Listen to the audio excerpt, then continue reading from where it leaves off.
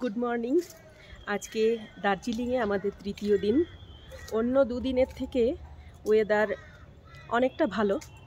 Weather ভালো বলতে কুয়াশা আছে, কিন্তু বৃষ্টি সকাল থেকে হয়নি। গত দুদিন তো প্রচণ্ড বৃষ্টি ছিল। আমরা গতকাল তিনচুলে গিয়ে কিছুই দেখতে পাইনি, তো ওইটা একটা আফসোস থেকে গেল। তিনচুলে গিয়ে আমরা কিছু দেখতে পেলাম না। এরপরে কোনো সময় এলে অবশ্যই আরেকবার যাব। তো আজকে সকালে এখন ব্রেকফাস্ট হয়ে গেছে। আজ ব্রেকফাস্টে ছিল লুচি আর ছোলার ডাল। খাবারের স্বাদ ছিল অতুলনীয়।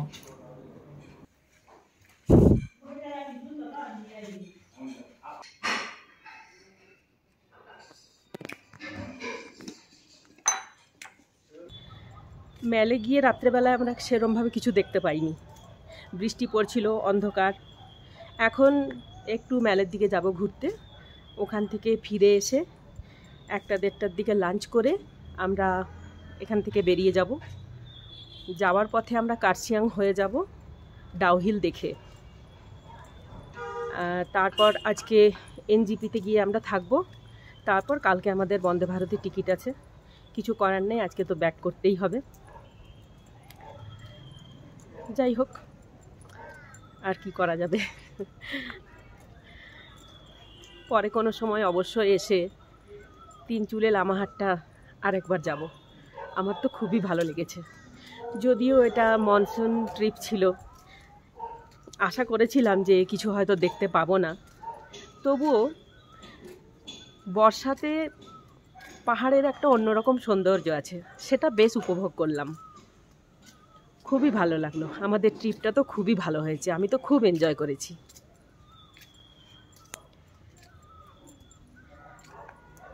এখনো চারিদিকে মেঘে ঢাকা।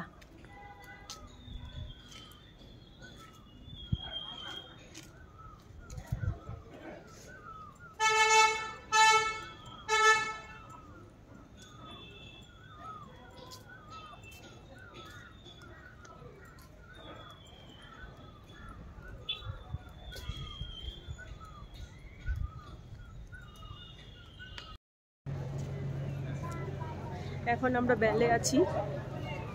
আগের দিনের থেকে আজকে ওয়েদারটা একটু ভালো লাগছে। আগের দিন তো বৃষ্টিতে মেলে কিছু দেখতেই পাইনি, রাত্রেবেলায় অন্ধকারে।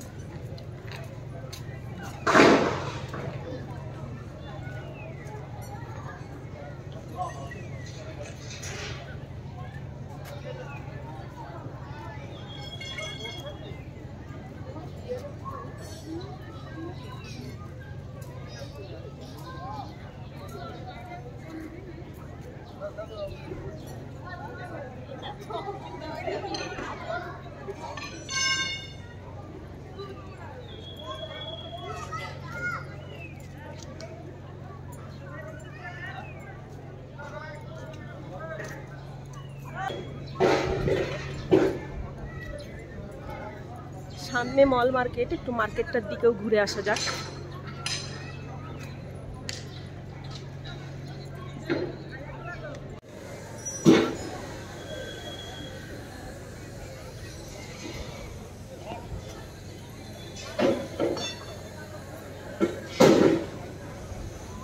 এই মাত্র পরিষ্কার ছিল, আবার এক্ষুনি কুয়াশায় ঢেকে গেল। কদিন থেকে ওয়েদার এরমই চলছে।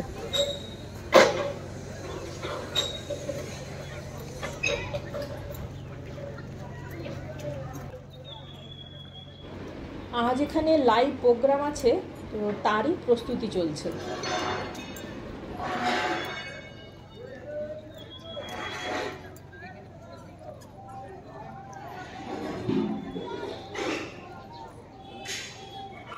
ম্যালের ওপরে বা তার আশেপাশে প্রচুর হোটেল রয়েছে। আপনারা অনলাইনে হোটেল বুক করে আসতে পারেন। আমরা রেলওয়ে রেস্ট হাউস পেয়ে গিয়েছিলাম বলে আমাদের আর হোটেল বুক করতে হয়নি। তাছাড়া আপনারা যদি এখানে এসে হোটেল বুক করেন তাহলেও হোটেল পেয়ে যাবেন, কারণ আশেপাশে প্রচুর, দার্জিলিংয়ে প্রচুর হোটেল। তবে এখানে এসে বুক করলে হয়তো ম্যালের ওপরে বা কাছাকাছি পাবেন না, হোটেল হয়তো একটু দূরে পাবেন, কিন্তু কোনো না কোনো হোটেল নিশ্চয়ই পেয়ে যাবেন।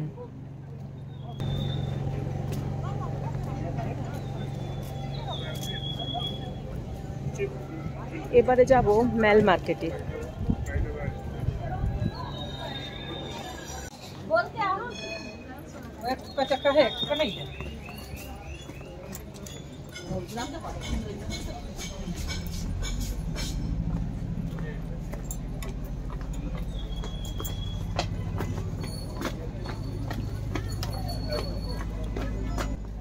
মার্কেট সবে খুলছে, বেশিরভাগ দোকানই এখনো বন্ধ।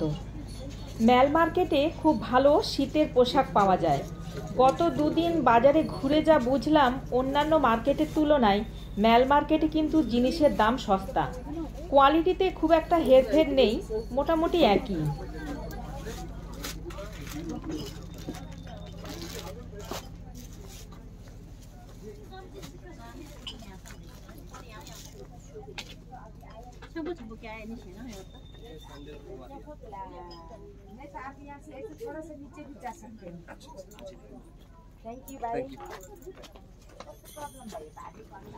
শীতের পোশাক ছাড়াও এখানে বিভিন্ন ধরনের গিফট আইটেম, ঘর সাজাবার জিনিস আর কস্টিউম জুয়েলারি খুব ভালো পাওয়া যায়।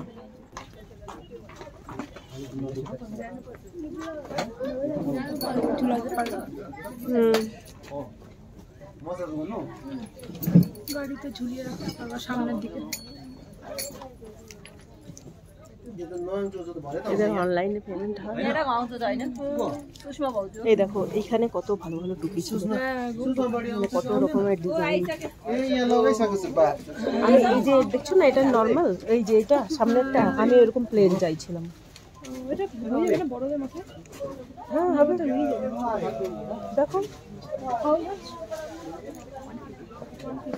150।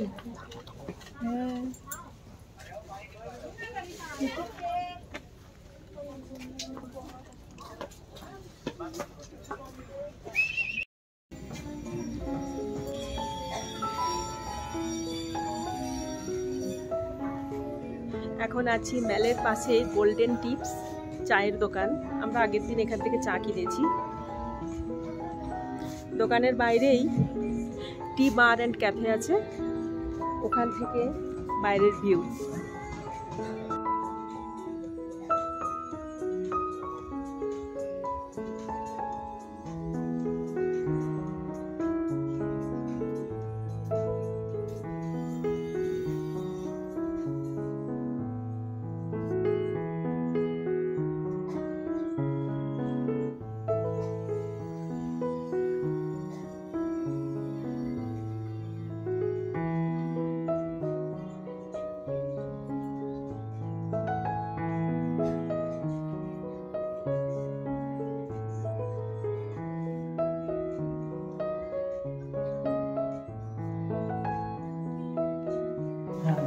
আমাদের লাঞ্চ রেডি, লাঞ্চ করেই আমরা বেরিয়ে যাব।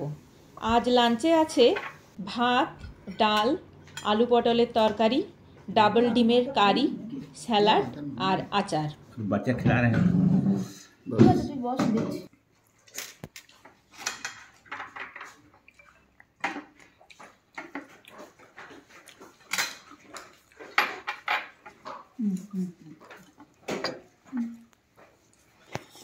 স্যালাডটা একটু এগিয়ে দাও। মনে নিয়েছো? মনে নাইনি তো। নেব।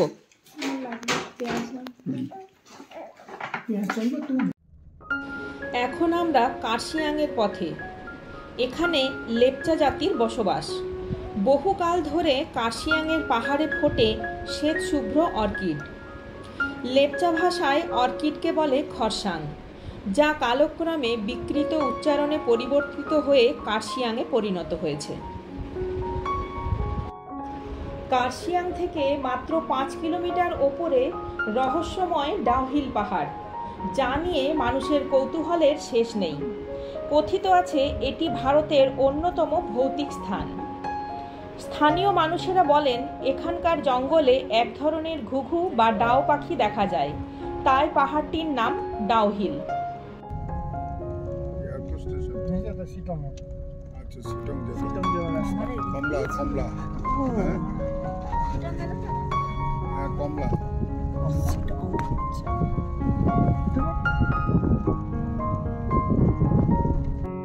এখন আমরা যে রাস্তা দিয়ে যাচ্ছি এটি ডেথ রোড নামে পরিচিত।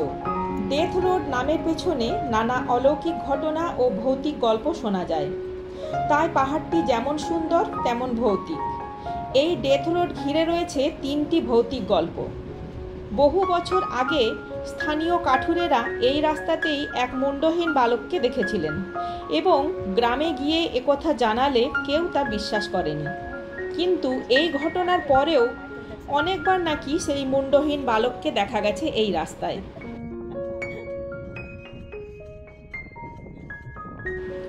দ্বিতীয়ত, এই জঙ্গল এতটাই ঘন যে দিনের বেলায় জোনাকি দেখা যায়। সেই জোনাকির মধ্যেও অনেকে 2টি লাল চোখ দেখতে পেয়েছেন। সে চোখ কার কেউ জানে না।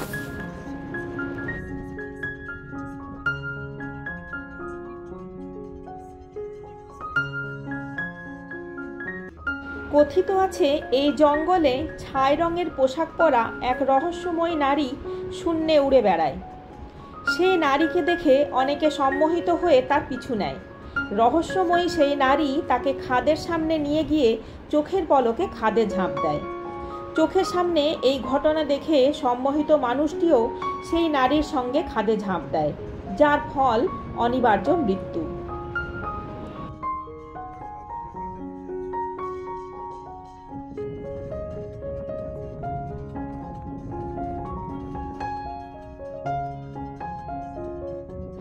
আমরা কিন্তু এসবের কিছুই দেখতে পাইনি। তবে এটা ঠিক যে ডাউহিলের কুয়াশা ঘেরা নির্জন পরিবেশ সত্যি গা ছমছমে। দেশ বিদেশ থেকে বহু মানুষ এই রহস্যের টানেই এখানে আসেন।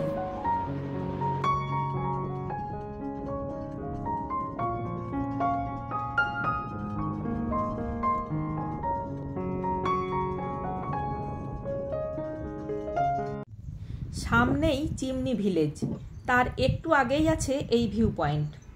কি দারুণ জায়গাটা।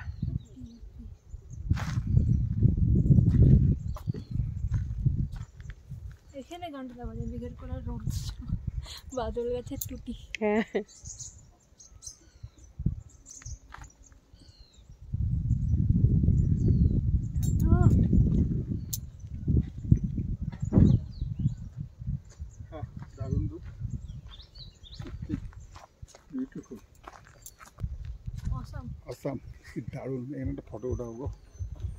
এই হচ্ছে চিমনি পার্ক।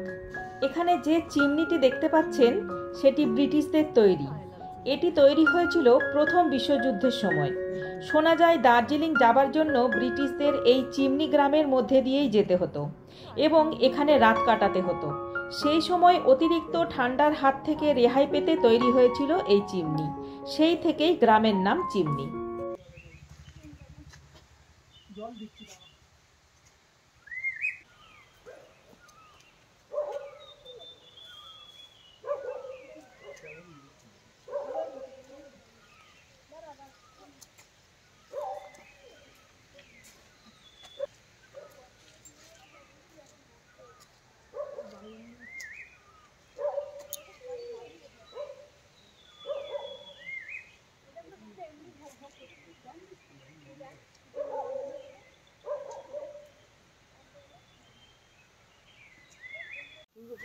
এখন আমরা আছি ডাউহিল স্কুলের সামনে। এটি পশ্চিমবঙ্গ সরকার পরিচালিত একটি ইংরেজি মাধ্যম স্কুল। স্কুলটি 1879 সালে স্থাপিত হয়। 145 বছরের পুরনো এই স্কুলটিতে 500-রও বেশি স্টুডেন্ট পড়াশোনা করে। ডাউহিল স্কুল, স্কুলটার নাম কি? Dowhill school, Kurseong Dowhill, most haunted place in India. In India. এটাও হন্টেড প্লেস, এটা বন্ধ আছে। এটাও হন্টেড অবশ্য। এটাই তো বলে হন্টেড প্লেস। হন্টেড প্লেস ওই কি চার্চটা আসল। চার্চটার ওখানে ভূত আছে ওখানে। আচ্ছা, ওখানে ভূত নেই। চার্চের ওখানে যাবো তো আমরা। এখানে ভূত পড়াশোনা করতে আসে। এখন আমরা যাচ্ছি চার্চের ওখানে। চলো। दादा भाईदार का फोटो निकाल। सीसीटीवी कैमरा लगा ना। अपना टिकट चेक करे, इतना दौड़ने का कोई वो ही नहीं है वहाँ पे बैठे। আমরা এখন ডাউহিল ফরেস্টে ঢুকছি। টিকিট কত লাগলো? পার হেড 20 টাকা করে।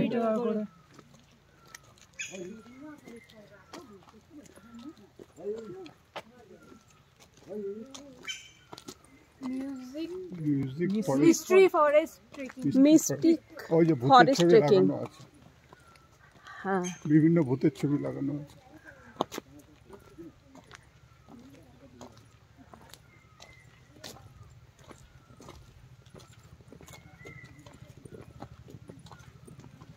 রাস্তা ভালো না, এই জন্য গাড়ি যাবে না।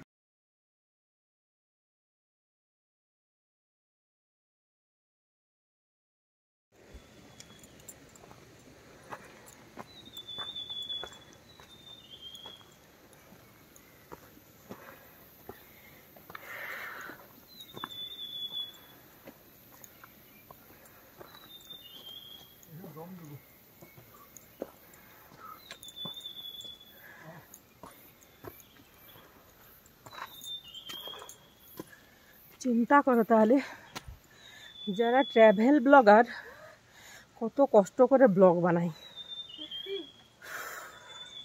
ড্রাইভার সাহেব বললো একটু গিয়ে ডান দিকে চার্চ, আমরা এখনো চার্চের হদিস পাইনি। চার্চ কেন, ভূতের হদিস পাইনি। তোমাদের এত ইন্টারেস্ট হয় না ভূত দেখা দূর।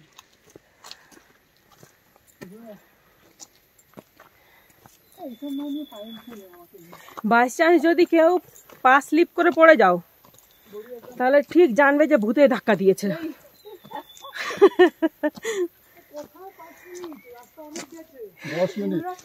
বললো যে একটা টার্নিং,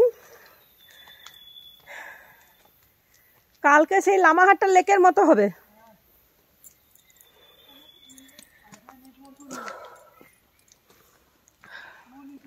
পুরে বাপরে, সাংঘাতিক খাড়া রাস্তা।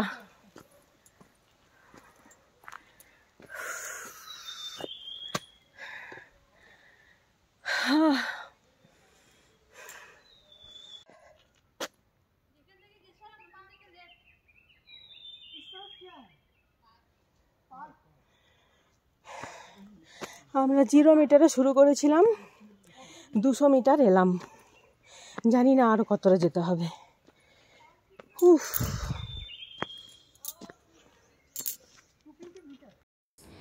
এই হলো ডাউহিল ইকো পার্ক। আমরা চড়াই রাস্তা ধরে 200 মিটার পর্যন্ত উঠেছিলাম।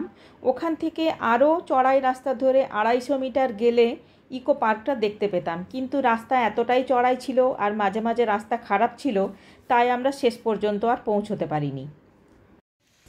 এখন আমরা আছি ভিক্টোরিয়া বয়েজ স্কুলের সামনে। এই স্কুলটিও 1879 সালে স্থাপিত হয়।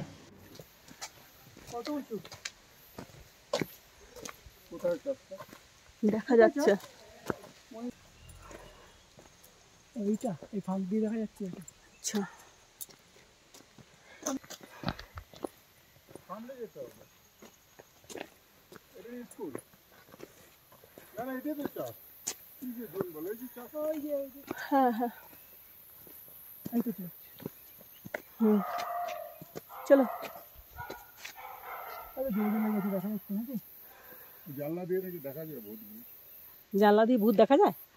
তুমি দেখেছো আগে? সামনে যেতে হবে আরে স্কুলে, ইউটিউবে দেখছি। সামনে যেতে হবে।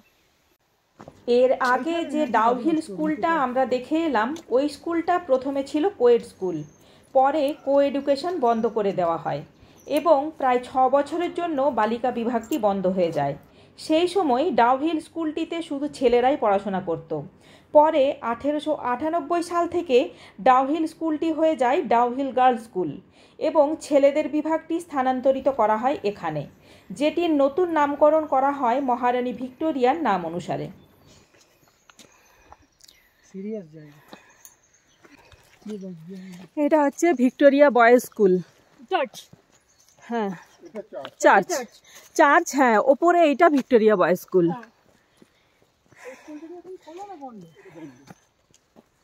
এই জায়গাটাকেই মোস্ট হন্টেড প্লেস বলে, যদিও কতটা সত্যি কতটা মিথ্যে কেউ ঠিকঠাক জানে না।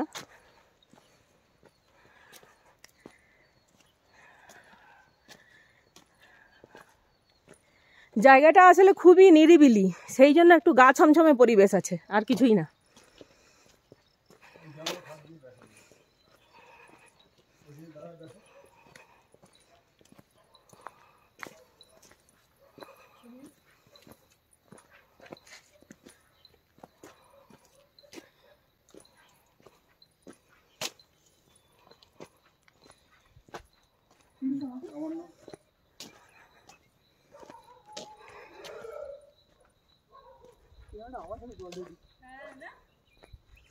আওয়াজ হলো, কুকুর আছে মনে হয় ওপরে, তাই আওয়াজ হলো। Victoria boys school. এই যে এই চার্চটি 1835 সালে তৈরি হয়। এটি ডাউহিল ব্যাপটিস্ট চার্চ নামে পরিচিত। এই চার্চটি বহু বছর ধরে বন্ধ হয়ে পড়ে আছে, যা কালক্রমে ভৌতিক আকার ধারণ করেছে। শোনা যায় রোজি নামে 10-12 বছরের একটি মেয়ের এখানে রহস্যজনকভাবে মৃত্যু হয় এবং তাকে এখানেই কবর দেওয়া হয়। তারপর থেকেই এখানে অস্বাভাবিক শব্দ শোনা যায়, ছায়া দেখা যায়। অনেকে বলেন রোজির অতৃপ্ত আত্মা এখানে ঘুরে বেড়ায়। এই যে অ্যাংলিকান চার্চ লেখা আছে, অ্যাংলিকান চার্চ।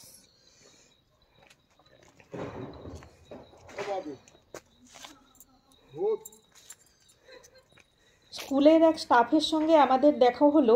উনি বললেন এ সমস্ত ঘটনার কোনোটাই সত্যি নয়। আমাদের দার্জিলিং ট্যুর এই পর্যন্তই ছিল। আমরা এবার এখান থেকে এনজিপি ফিরে যাব, তারপর কাল আমাদের ট্রেন আছে। আপনারা দেখছেন ডিজিটাল ডায়েরি। আজকের ভিডিও কেমন লাগলো কমেন্ট করে জানাবেন।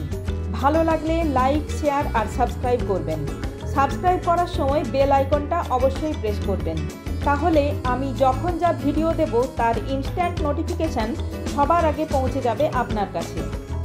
আজ এই পর্যন্তই, আবার দেখা হচ্ছে অন্য কোনো ভিডিওতে। সবাই ভালো থাকবেন, ধন্যবাদ।